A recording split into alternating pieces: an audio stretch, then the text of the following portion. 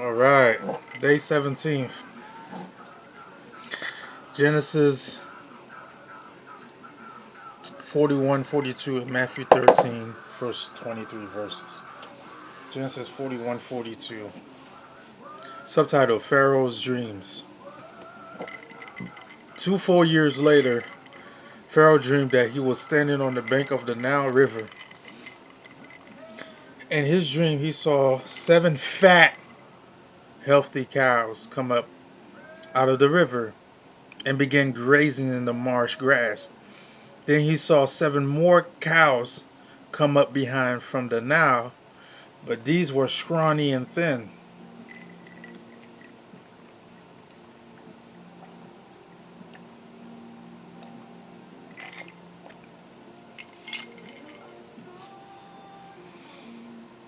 Uh, these cows stood beside the fat cows on the riverbank. Then the scrawny, thin cows ate the 7 healthy, fat cows. At this point in the dream, Pharaoh woke up, but he fell asleep again and had a second dream.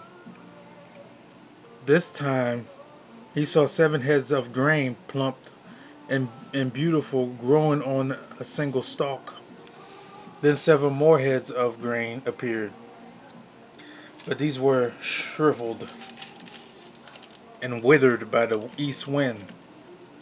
And these thin heads swallowed up the 7 plump, well-formed heads. Then Pharaoh woke up and realized it was a dream. The next morning, Pharaoh was very disturbed by the dreams, so he called for all the magicians and the wise men of Egypt. When Pharaoh told them his dreams, not one of them could tell them what they meant.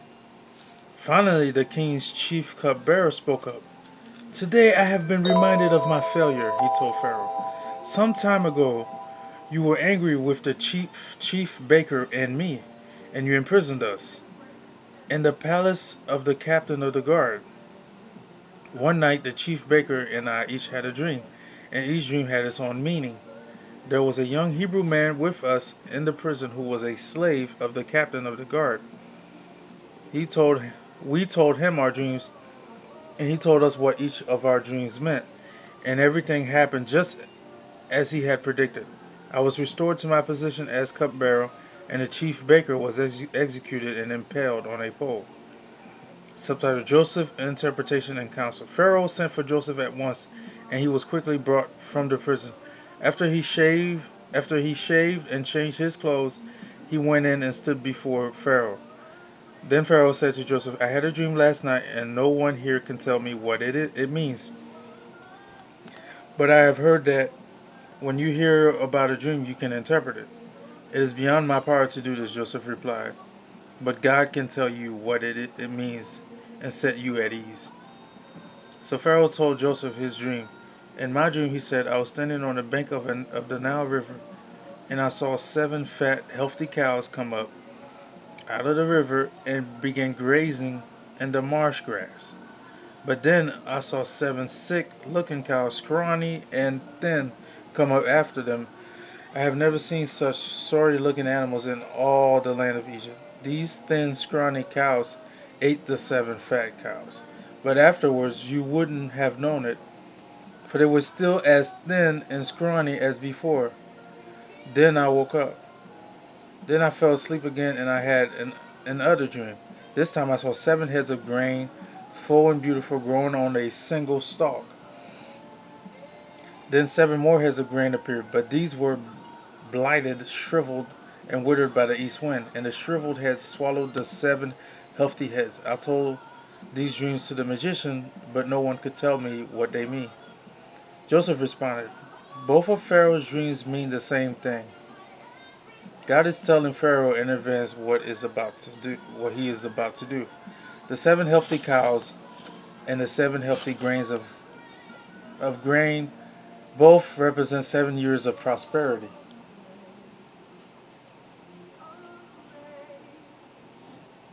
The 7 thin, scrawny cows that came up later, and the 7 thin heads of grain withered by the east wind, represent 7 years of famine.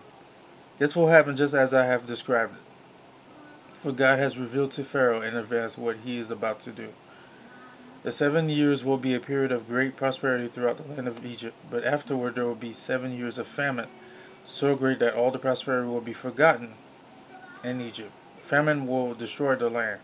This famine will be so severe that even the memory of the good years will be erased. As for having two similar dreams, it means that these events will have been decreed by God, and he will soon make them happen. Therefore, Pharaoh should find an intelligent and wise man and put him in charge of the entire land of Egypt. Then Pharaoh should appoint supervisors over the land and let them collect 1/5 of all the crops during the 7 good years. Have them gather all the food produced in the good years that are just ahead and bring it to Pharaoh's storehouses. Store it away and guard it so there will be food in the cities. That way there will be enough to eat when the 7 years of famine come to the land of Egypt. Otherwise this famine will destroy the land.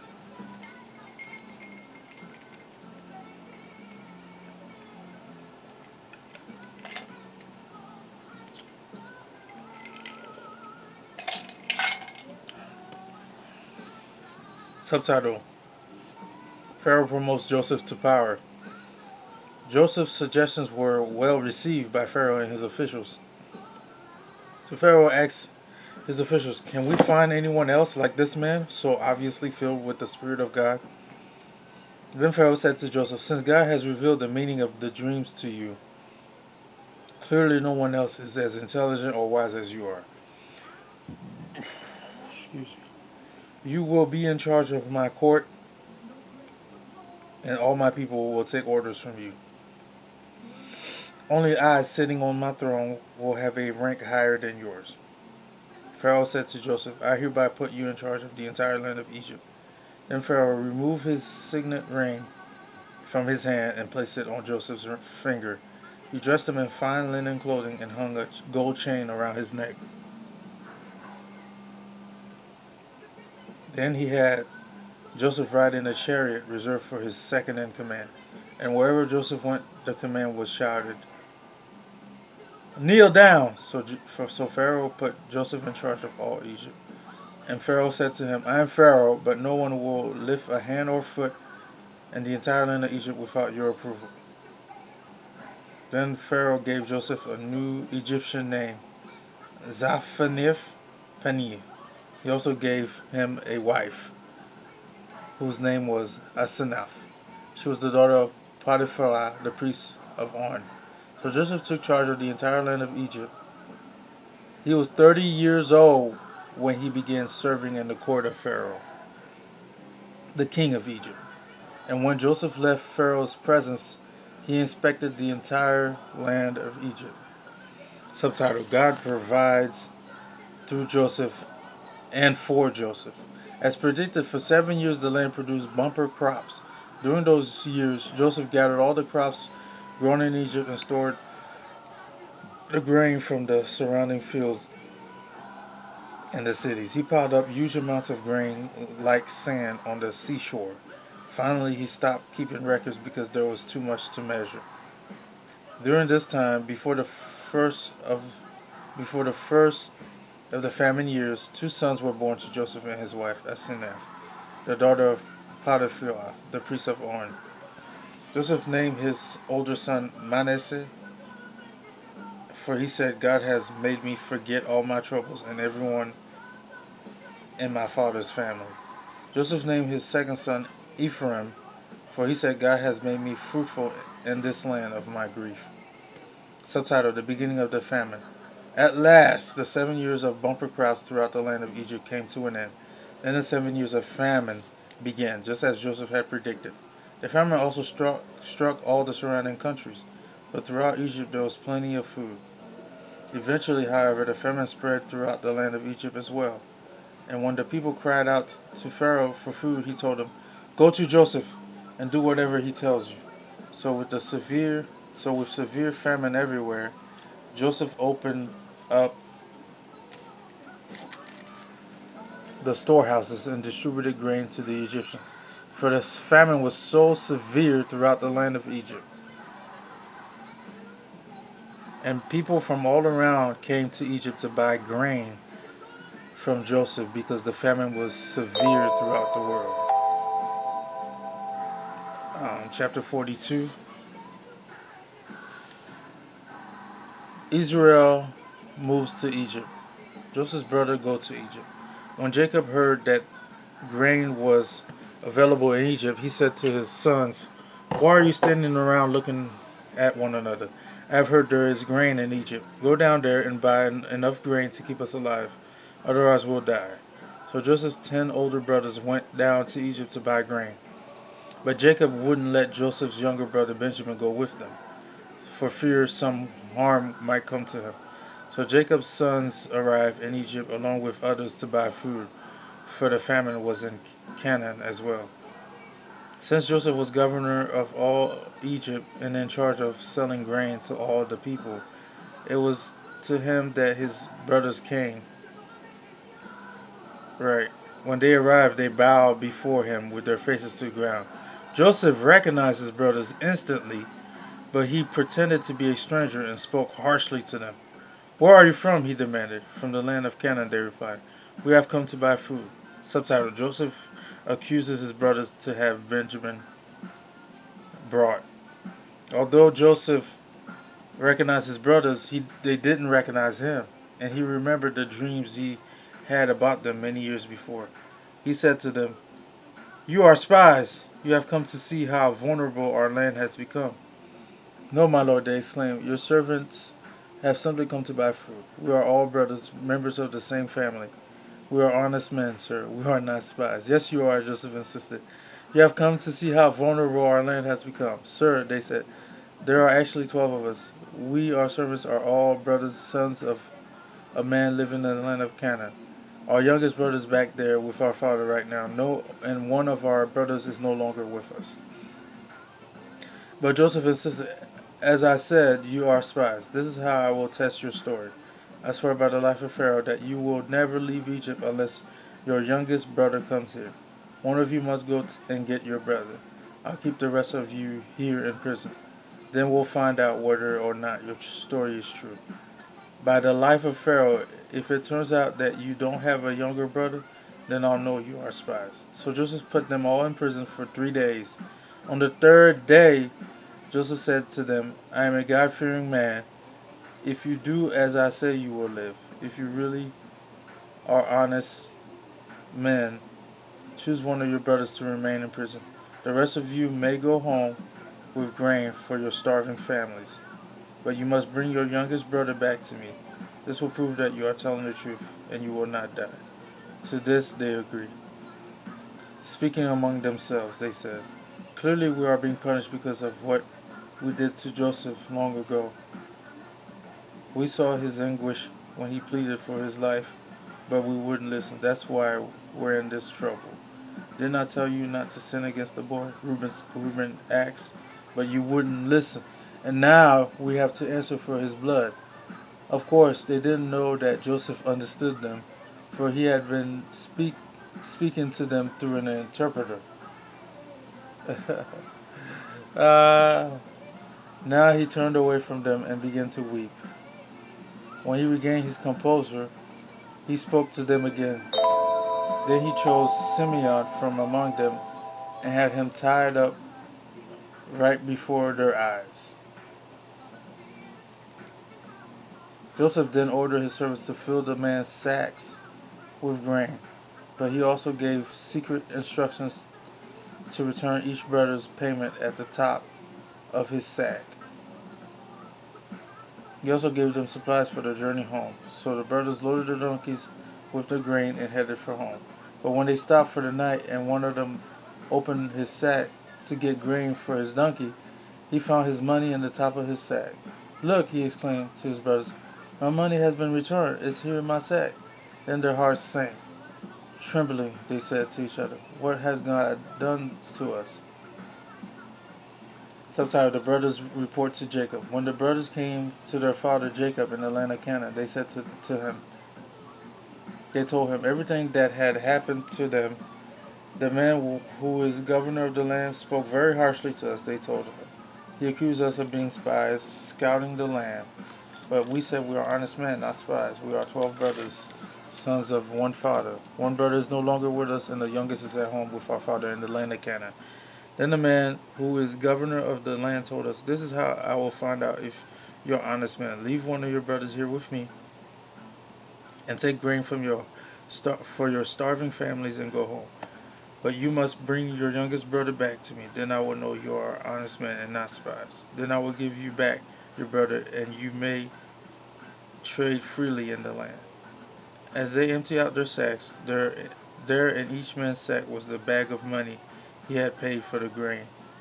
The brothers and their fathers were terrified when they saw the bags of money. Jacob exclaimed, You are robbing me of my children. Joseph is gone. Simeon is gone. And now you want to take Benjamin too? Everything is going against me." Then Reuben said to his father, "You may kill my two sons, but if I don't bring Benjamin back to you, I'll be responsible for him, and I promise to bring him back." But Jacob replied, "My son will not go down there with you. His brother Joseph is dead, and he is all I have left. If anything should happen to him on your journey, you would send this grieving white-headed man to his grave." That concludes the Genesis part. And now, Matthew 13, first 23 verses.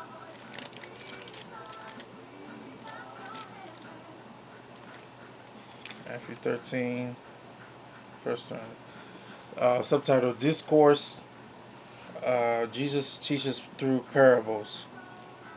Later that same day, Jesus left the house and sat beside the lake. A large crowd soon gathered around him, so he got into a boat. Then he sat there and taught as the people stood on the shore. He told many stories of the form of parables, such as this one. "Listen, a farmer went out to plant some seeds. As he scattered them across his field, some seeds fell on a footpath, and the birds came and ate them. Other seeds fell on shallow soil with underlying rock. The seeds sprouted quickly because the soil was shallow, but the plants soon withered under the hot sun, and since they didn't have deep roots, they died. Other seeds fell among thorns that grew up and choked out the tender plants. Still other seeds fell on fertile soil, and they produced a crop that was 30, 60, and even 100 times as much as he had planted." Anyone with ears to hear should listen and understand.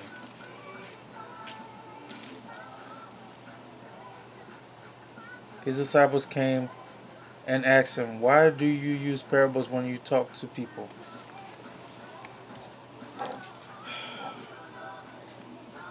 It's the good stuff.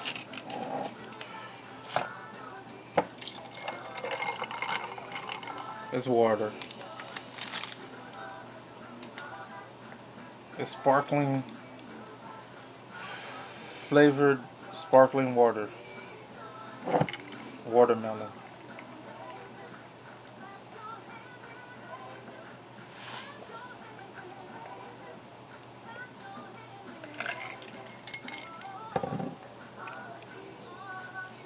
It's the spot every time.